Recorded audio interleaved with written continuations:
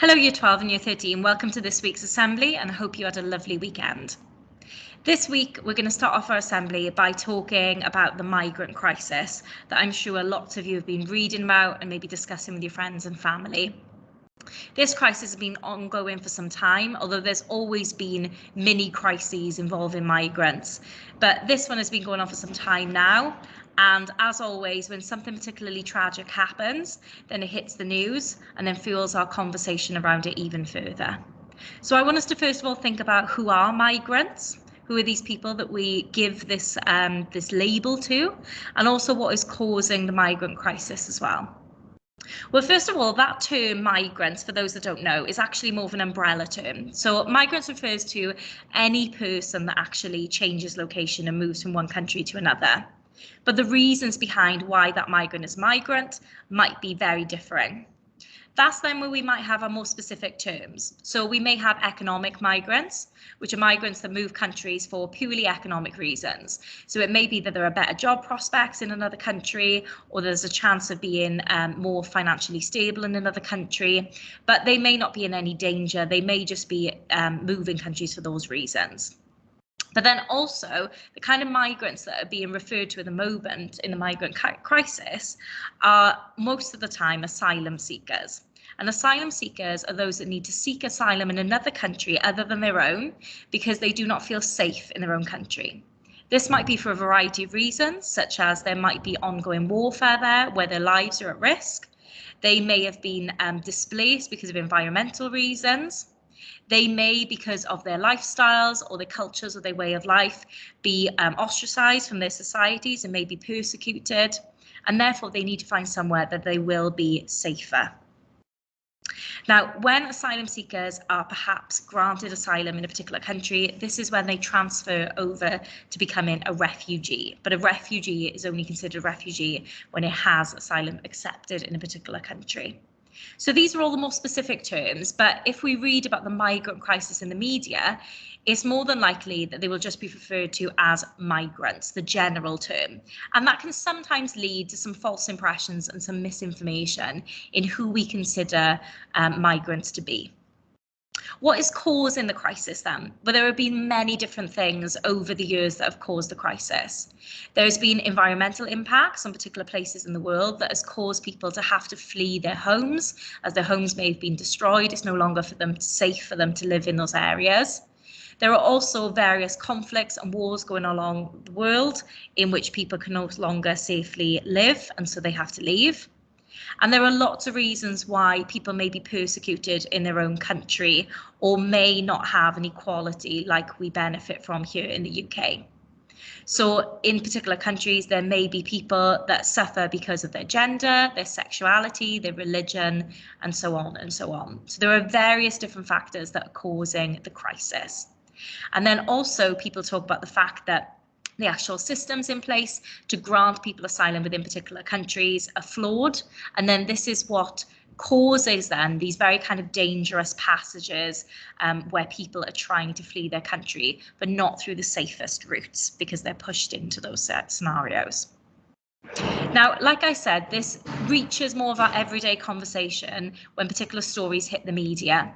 And I'm sure you've at least heard of this horribly tragic story of 27 people losing their lives across the English Channel in trying to make it over the waters from France to the UK and being caught up and unfortunately dying on the journey. These people were initially spotted by just fishermen, that were also fishing on the channel. And the sad thing that lots of people have talked about would be that they could have just disappeared into the waters without anybody even noticing that they were there because they were fairly undetected people.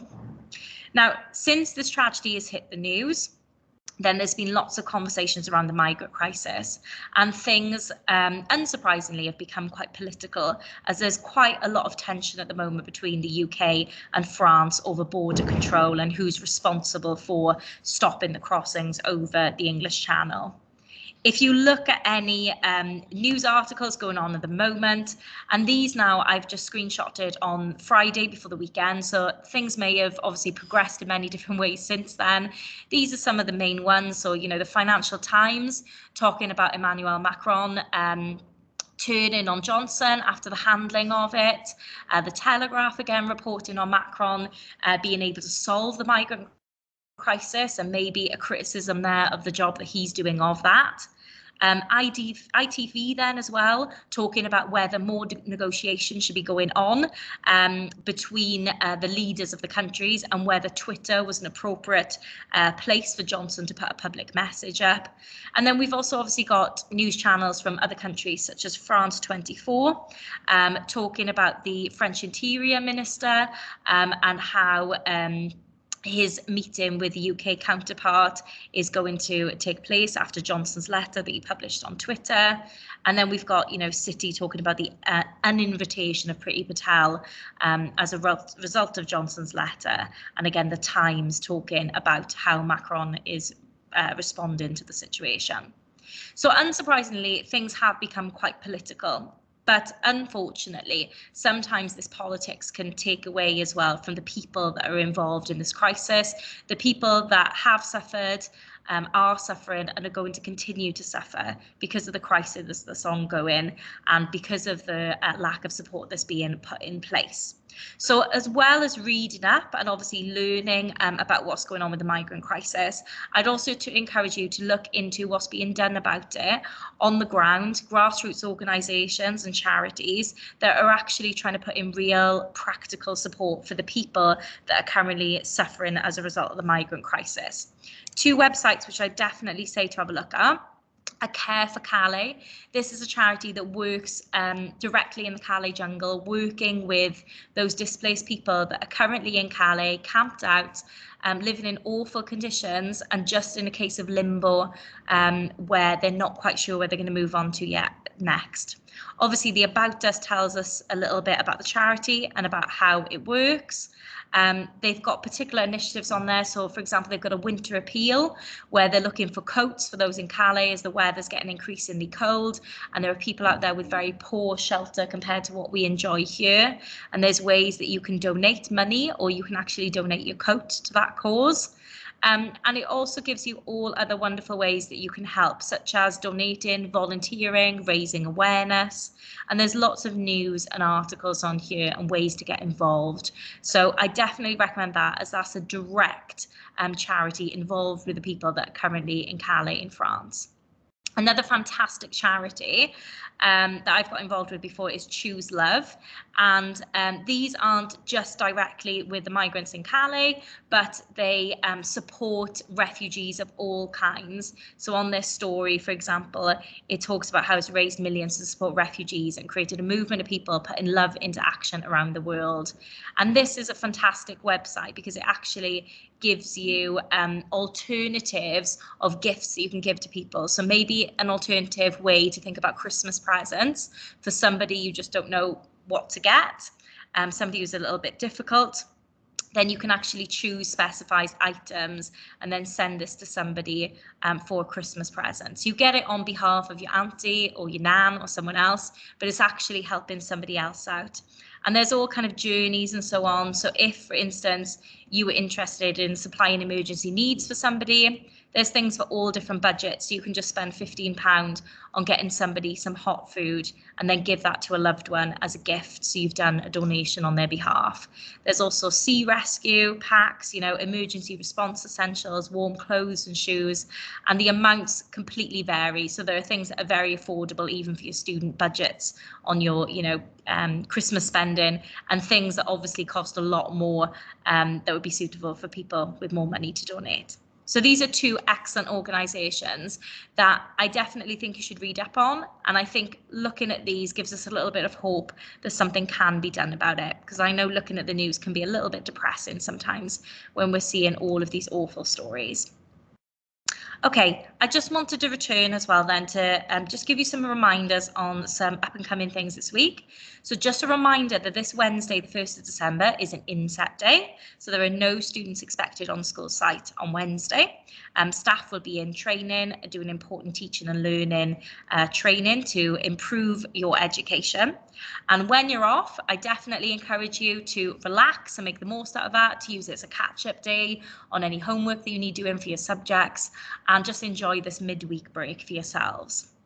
On these days, though, there are two things you need to be aware of. So for Year 13, reminder that this day is also your Welsh Bac E&E deadline, and we are so proud of the hard work you've been putting in towards this deadline. We know E&E is a giant challenge with so many different components to it, but we've been really impressed by the general work ethic of the year group, and we're really looking forward to seeing these fantastic, detailed pieces of work that you're submitting to us.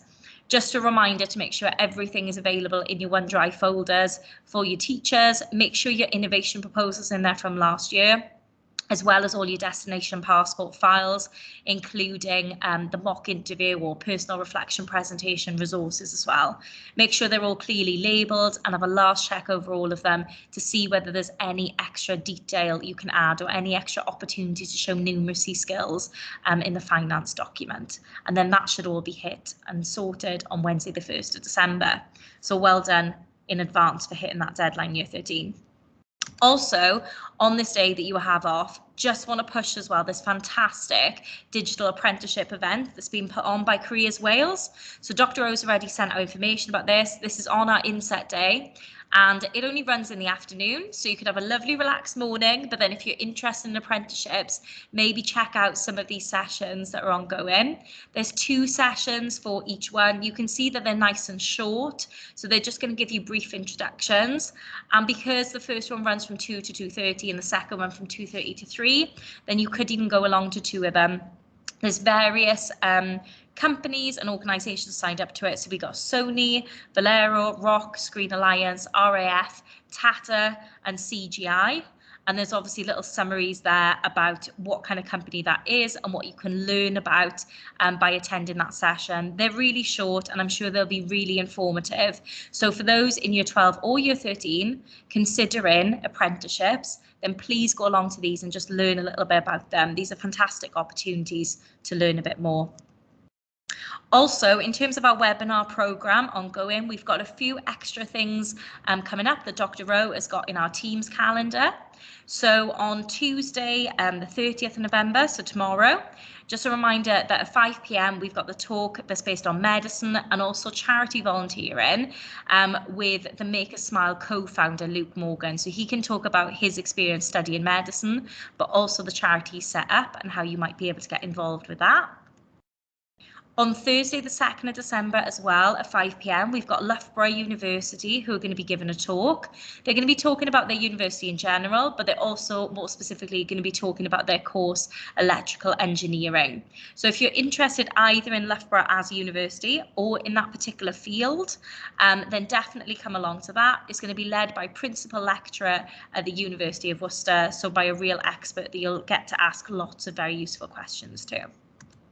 And then lastly, before Christmas then, on Tuesday the 7th of December at 5 p.m. again, we've got a taster session on environmental management and sustainability.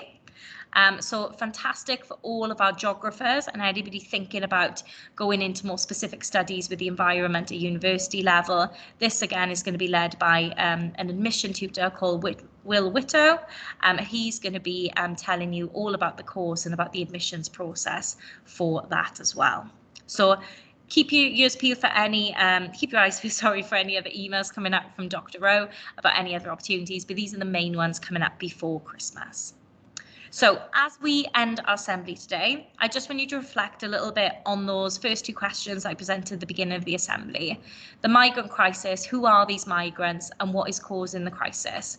Because I think it's important that we make sure we don't forget that these are people that are going through really, really tragic and challenging times of their lives. And we need to not forget that they are people going through real issues. And we also need to think about what are the causes of this crisis and whether there's anything we can do about it, or who we believe does need to be doing something about it. So maybe to finish off your tutorial session today, just spend a bit of time reflecting with those near you on these questions and thinking about the migrant crisis, about your opinions on it, about what you know about it, about what you'd like to know about it, and discuss these with your friends in the form and also with your form tutors. Have a fantastic week, everybody. Enjoy your day off on Wednesday, and we will see you very soon.